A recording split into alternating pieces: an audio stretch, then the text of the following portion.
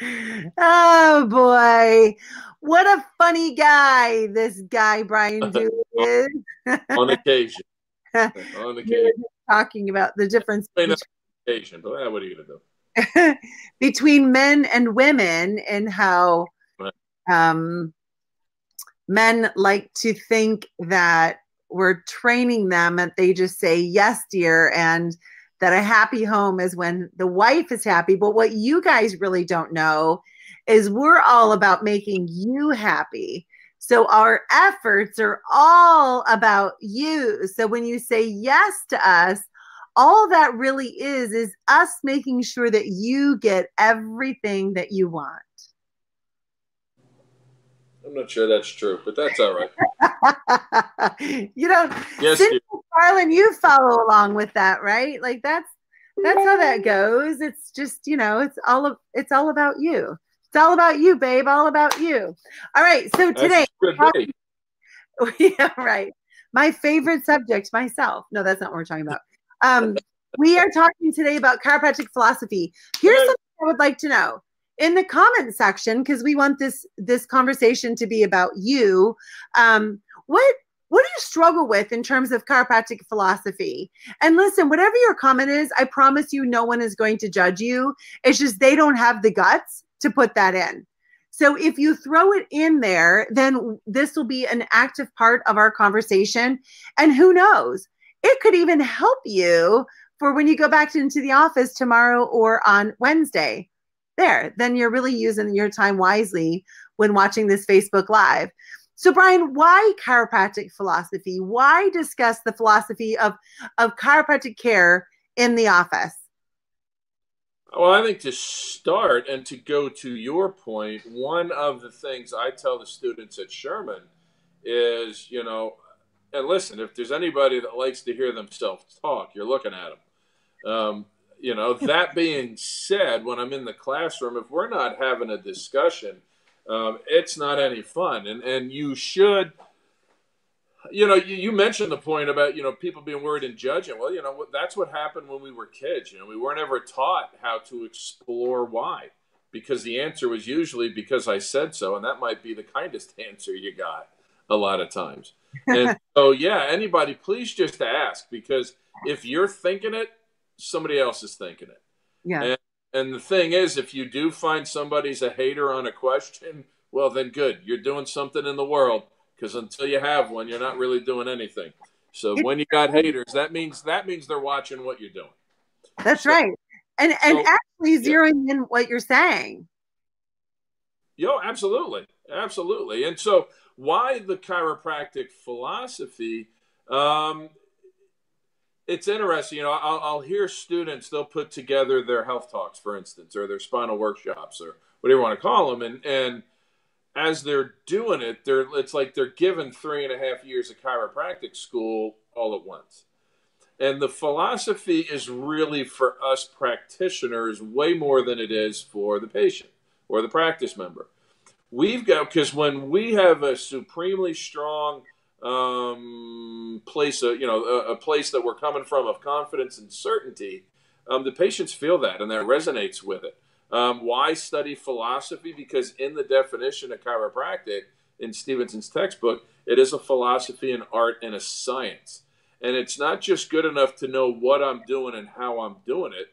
I feel better about what I want to do why? And so, for instance, why should I own an office, or why should I run an office when for the last 2 weeks, and this is the truth here in my practice, for the last 2 weeks, we've been battling with our air conditioner being out. So for us, it's been like 80, 82 in the office and humid, because that's south. Humidity is what we have in the South. And then so it's hot, and so why do you put up with that? And then, hey, great, air conditioning's working, and now the toilet's got a leak, and that happened today. And so why should I just keep dealing with this garbage when I actually have another job, right? So I can just go teach full time, I guess, if I wanted to. But the why. So why I do what I do is super super important, because that's what helps me get through the air conditioning issues. That's what helps me get through the leaky toilets. That's what helps me get through the quitting CAs. That's what helps me get through the firing CAs. so that I can put my hands on people, because I have a whole bunch of people that are walking around subluxated right now. And so why is it important for me to put up with all the junk you have in practice? Or let me take that back. Not junk, but challenges, because there are tons of them, and they show up daily. So for me to have a strong reason why I do these things is hugely important. And so then with regards to my patient, why is it important that I put that piezoform on that atlas, or pick your bone and pick your bone part? Why is it important? That's why the discussion of philosophy is hugely important. And plus, wouldn't it be nice? Wouldn't it be nice that one day we actually got to a philosophy that everybody kind of jived with? Because right now we've got, everybody's like, well, it's whatever I want it to be. Well, careful with that, because then it's a mess. And so that's why I think it's hugely important to discuss philosophy. You should discuss the science and the art as well, but let's discuss that. Why? Because I would argue that's probably the part people get the least. You know, as you were saying all that, I was thinking, you know what reason to discuss chiropractic philosophy? Well, first, to own it, right? Like, right. you gotta own chiropractic philosophy and understand what is the basis? What makes us so unique? So when I decided, so when I got my Porsche, we had gone to the Porsche dealership and I had chosen a Macan. All right, fine. We didn't buy it that night. We were going to finish it up the next day. And so the general manager calls me the next day and he's like, hey, Barbara, this is Tony I'm the general manager at Porsche. And I just wanted to congratulate you on your Macan purchase. And I was like, oh, thanks. He's like, are you excited? And I was like, not really. And he's like, what? I'm not selling you that car then. I'm like, excuse me? He's like, no, you're buying a Porsche. You should be really excited about this purchase. And he's like, tell me about the most favorite car that you've had so far. And I was like, well, I really liked my BMW 750 and I liked the way it drove and all of that stuff. And he's like, I'm coming out to get you in a Panamera. And I was like, okay, sure. So he drives out to my house, pulls in right here, and jumps in the passenger seat. I jump in the driver's seat, and he's like, let me teach you about the Porsche philosophy. He didn't say that, right? But he basically taught me about what is the Porsche philosophy, right? So their philosophy starts, it's all about the driver. Everything is about your experience as the driver in a Porsche, and taught me about the gauges. And basically it was all the philosophy. And you know what I loved about it? It made me so proud. You know, it makes me so proud to drive that car, because I understand the philosophy. I understand how different it is from everything else. Like, they don't use chrome. Everything is aluminum. So it's going to last a lot longer, and all of that. And it's the same is true about chiropractic. Like, your practice members want to be proud of themselves, of the choice that they made to do things differently for their health than what they see everyone else doing.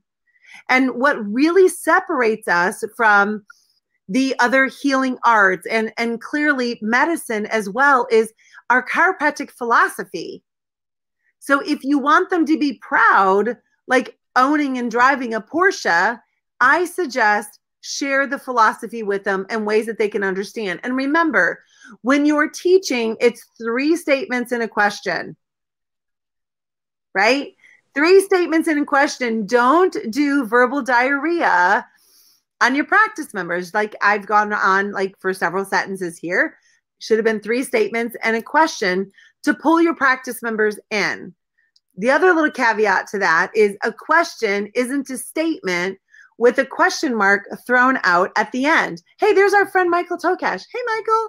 Hello. And Natalie's there, and Tabor. Thanks for joining us, guys. And if you're watching, I can see there are a lot of people watching, and you aren't being noticed. It's because I can't see you. You got to give me a thumbs up or a heart, or I don't know. I think they're thumbs down too, or you can do an if you want. But that's how you get noticed in my audience, is you like move around a little bit.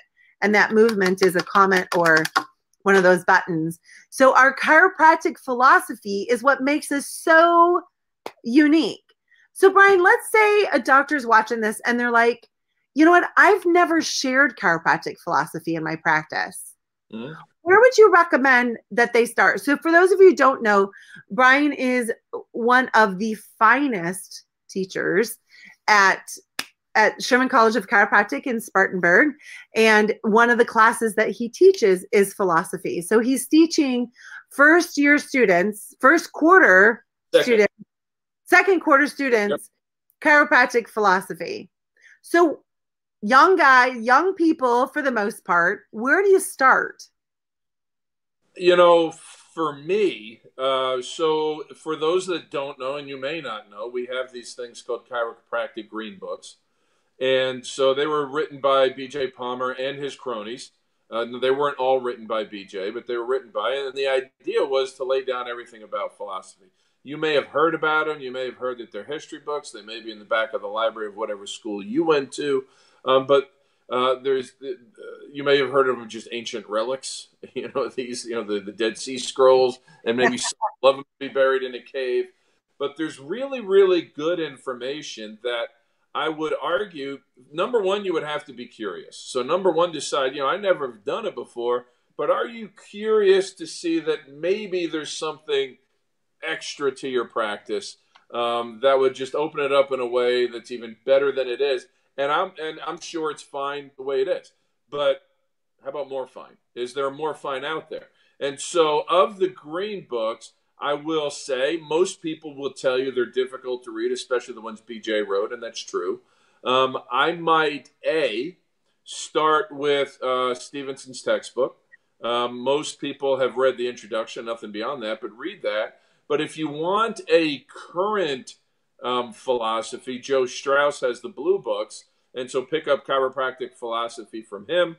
His books were written in the 1980s, early 90s. So it's a much more current language.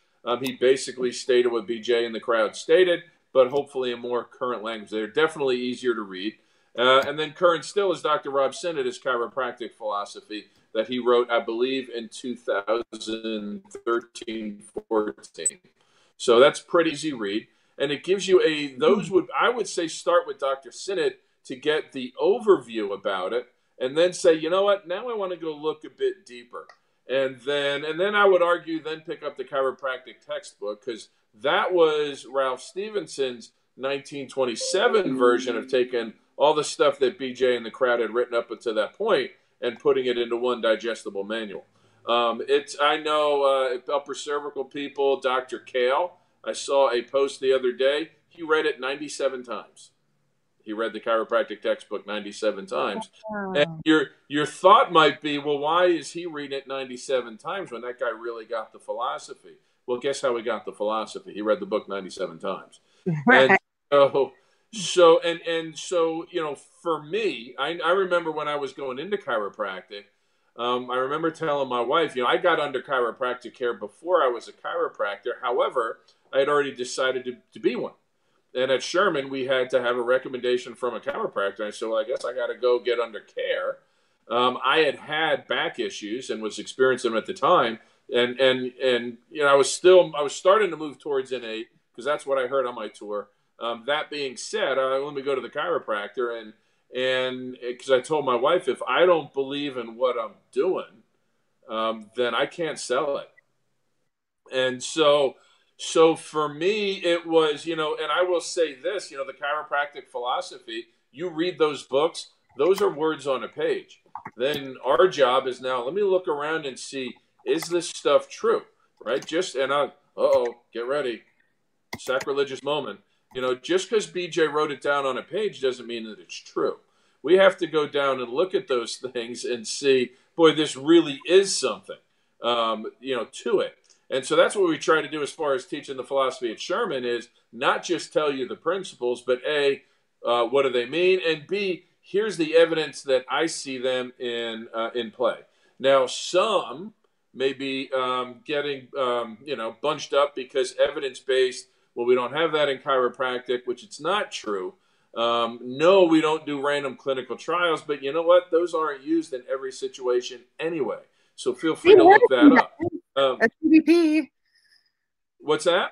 Dean Harrison from CBP, he spoke at ChiroFest this weekend and showed the number of randomized studies that they have done. Yeah, and it is being Oh, done now. But the wow. other side too is observational evidence is also important, right? Because I see it time and time and time again. There's no way to measure it because of the bigness of what you're trying to measure. So there's really no way to do an RCT on it. And so observational evidence is pretty good.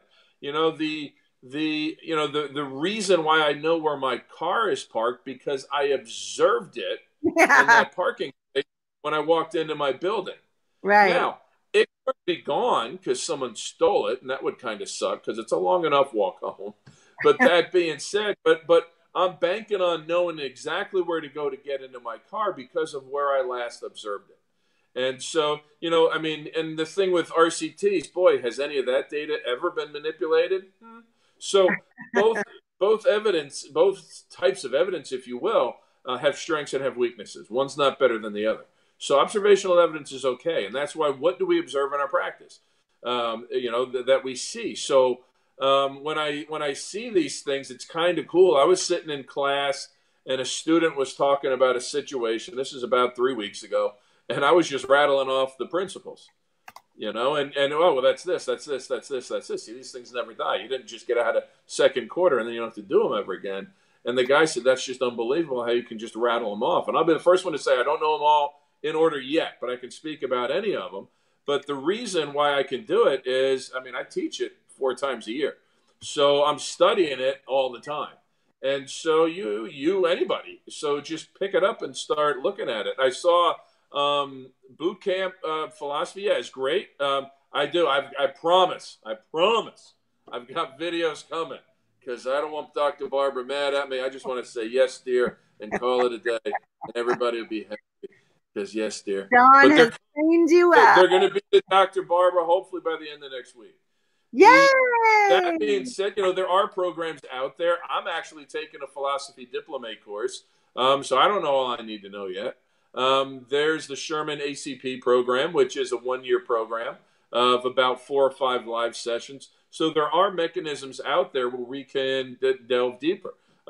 Just doing these Facebook Lives, whether it's with me or anybody else Dr. Barber brings on, set your time, A, to listen to them live so you can talk, or B, do them on recording. And if you do them on a recording, don't feel like, oh, I wish I could have asked this question. Please feel free to Facebook message me or Dr. Barbara. She'll get me the question if you have one, and I'll be happy to answer you as well as I can. So the important thing is just to start talking. Yeah, and you know, Brian and I have been doing these for 16 months, 18 months.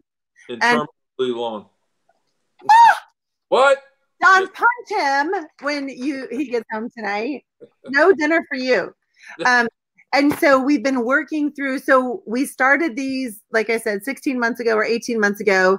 And we first started with like, what is philosophy even? Like not even what is chiropractic philosophy, but what is a philosophy? And we've gone through, and I don't think we're going to be able to get to it today, but it will be, are we doing next week? Either next or so next week we'll do 25. It says this: the character of innate forces. The forces of innate intelligence never injure or destroy the structures in which they work. That is going to be a great one. So listen, I want to know, what are your questions about that? The forces of innate intelligence never injure or destroy the structures in which they work. And if your question is kind of like, well, wait a minute, Brian, the body does do things. Like it has fever and it makes tumors and there are all of these things. What do you mean? How does it not destroy or injure itself? We're going to be talking about that next week. So you're for sure going to want to come back. And if there are any others that you specifically have, and listen, I get it. If you're embarrassed to write a question, because it's like, I've been in chiropractic for 20 years and I really don't understand chiropractic philosophy. That's okay. Like just Facebook message one of us and message us with your question. We won't tell where it came from. We'll say, Barb came up with this question. No problem. I have no problem looking like a ding dong. I do it quite naturally. And so we will get your question answered. So if there are challenges that you've had presenting the philosophy, we want to help you with that. And I really invite all of you to take on that idea of, when my practice consistently shares chiropractic philosophy and teaches my practice member, it's like my practice is the Porsche. Yep. There you go. So you can have a Porsche, an import practice where they're each custom made, or you can have one that looks like everything else. Because we must stand out. We must be different than what the other people down the road who are doing, and even other natural healthcare professionals are starting to share our philosophy, right? They're starting to use universal intelligence as as part of their training, and innate intelligence is part of our training. And that's our stuff. So the more we talk about it, the more it's going to be linked to chiropractic. And I promise, the more you will feel so good about what you do. Michael said, Dr. Barbara, you make learning so fun. Oh, thanks. Entertaining. Brian, so as we close up today, what tip share with us how you shared philosophy in your practice last week, in that moment that you saw someone get it? We had a re-exam, and so had a re-exam. So, we went through the re-exam, just showing him, just running the scans. I gave him his papers and stuff today, but as we're talking, just asked him, my question to him was, are you doing things now that you weren't doing when you first came in? Oh, yeah, and so for me to sum it up at the end of the day, I said, well, your body works better with a proper nerve supply, which is really the whole 33 principles, in my opinion, wrapped up into one sentence. And, and it was because so, I talked about things because I told him, congratulated him on being excellent on keeping up with his plan of care. And I made a big deal about that. And that's principle 15. I didn't tell him it was principle 15. Right, or you could use principle 17 in there as well. You could use principle 3, 4, and 5 in there. There's principle 6, because we can use that with every freaking one, because that's the only one anyone knows. But we can use, but so that's what I'm telling the patient is, I'm telling them, or a practice member, I'm telling them in principle 15, but in today's words, right? So because he put in the effort, and it was his intelligence that put in effort, that's creating, this matter in motion, which is him.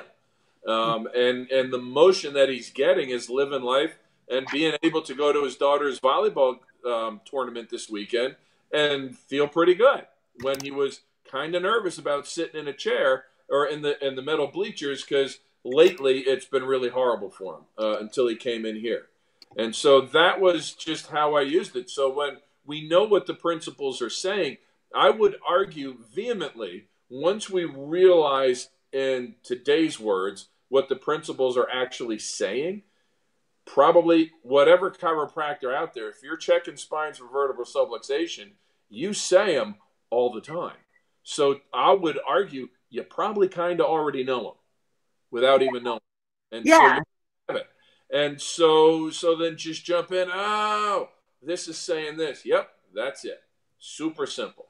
And nice. So that was a pretty cool experience. My big thing is asking the patients. I want to ask them about their experience in life, not only just the office, and what's going on. And it's going to be, the principles are just going to start jumping out. So I know that talking principle 25, innate's not going to do something that's going to injure or destroy. So when a patient says, I'm having this response, hopefully now I've got some science background and some philosophical background that I can relate to them. This is why this is happening to your body. And you know what? It's actually a good thing. Feels horrible, but it's actually a good thing about what you're going through. And because it's going to be better on the other side type of stuff. It might be simply one of the things I talk with my patients, so for instance, if there was a less than desired adjustment reaction, so if they're feeling a good bit worse, which does sometimes happen, I liken it to those survival shows, they do out there in Alaska and wherever the hell else they go. But, they'll go across this swamp. Oh, let's go see what land is over there. So they go through the swampy, murky water. And then they realize, you know what? There's really no resources over here. We got to go back. And so they're going to take that trip back through the swampy water, and that's going to be the adjustment reaction again. That, yeah, it's not desirable. Your feet are all wet again just after the socks had dried, but that's all right. It's going to stay on the other side where the resources are. It'll just get better and better and better, and you just go in a different direction. And next thing you're home eating a sandwich. and now you know. So I challenge all of you this week. Ask your practice members, what's easier since you started care? Don't frame it with anything else. Just what's easier since you started care. And even write that on the board. And these become amazing opportunities for retention, referral, and just connecting deeper with your practice owners, because it's really and truly all about the relationship. So Brian, I would have them send your whiteboard with that question and post it in boot camp on Facebook, so we can see it and we can hold you accountable for it. Take a picture. What's easier since you started care, and throw it up in the boot camp. I love it. All right, all of you, God bless you. Have a wonderful night. Brian, thank you so much. We'll see you all again. Same channel next week. We'll be doing Stevenson's Principle number 25. See ya. Bye. Bye-bye.